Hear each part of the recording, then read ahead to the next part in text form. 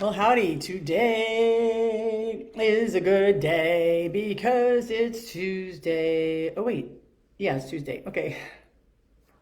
So, this is an acronym. Some of you may have heard of it. It's called the gift of desperation, God. It's a way to make like God swallowable to people who are all like, there is no God. Okay, so anyway, so we say things like gift of desperation, God, because gift of desperation is a place of faith.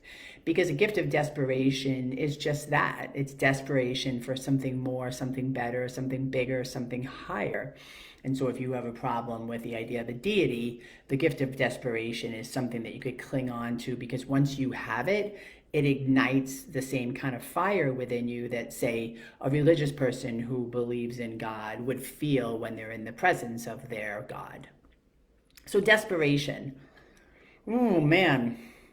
I'll tell you what, I talk to a lot of people. I talk to people all the time, everywhere. And once people start opening up and talking about who they are, and especially to somebody like me who's in the business of helping people develop personally, emotionally, spiritually, mentally, helping people live a more aspirational and fulfilling and healthy and successful life, all that good stuff. Once they find that out and they start asking me questions, people will open up and they'll start to talk about what's wrong, what's happening, what's going on, what's not quite working, how they're not really fulfilled. They're content, they're all right. They're convincing themselves, oftentimes, I hear at least, that they're more content than they really are. Because underneath these claims of contentment, you can hear a yearning for something more. You can hear this voice that's like, I don't know, I thought my life was going to be better than this. You can hear that desperation for something, but it's almost as if people don't know what it is, especially people who have achieved, right? Because as one is sitting there with the house, the car, the partner, the family, the health, the most things appearing to be just fine, what do you point to for why you don't quite feel so there, so plentiful, so abundant, so grateful.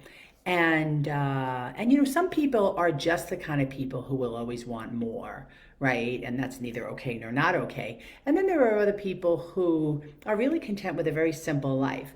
And then there are the people who actually want more but don't have more and are settling.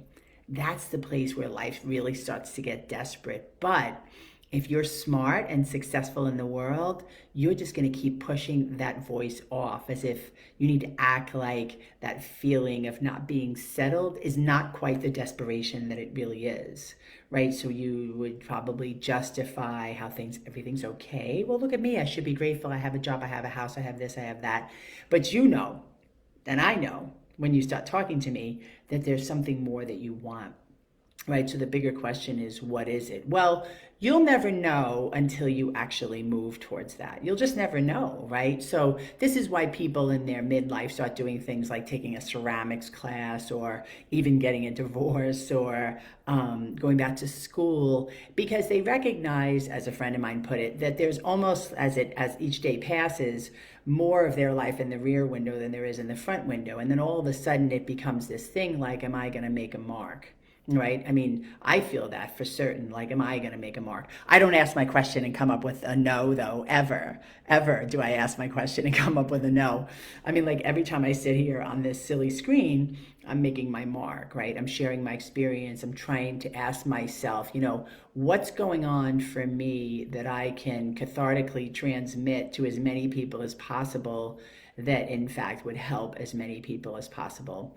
Because I do believe that there are a lot of people that can relate to what I'm saying right now. Like, there is a desperate yearning for something more, but yet you keep yourself in this risk averse game because you're afraid that if you actually want more and try for more and you fail, then you're a real fucking loser. That's hard to swallow. And I've yearned for more my whole life. I've always wanted more. I'll tell you what, I failed a lot. I failed a lot and lost everything more than a few times. And this is good. Avoiding pain, avoiding that feeling of desperation is not good because that energy just churns and festers and becomes sick as you become complacent. And that energy just like will obsess you and keep you awake at night until you find a direction for it. So, if you can relate to this, right? If that feeling of desperation is a pervasive part of your life on a daily basis and you don't know what it's about or how to answer it or even start to question it or what to do, then maybe you need the help of somebody like me, right? Because the coaching I do is about power and the coaching I do is about purpose. And it's about finding your way to your highest self, to your greatest heights, to the life that you came here yearning, begging your highest spirit to live. And so that's the game that I'm playing. Playing the game of desperation, not just in the way you talk when you want to unload your problems and be like, oh, I really want to change. Oh, it's so hard. And then, we have a conversation about what you're doing about it, and then you make excuses to just stay in the desperation game.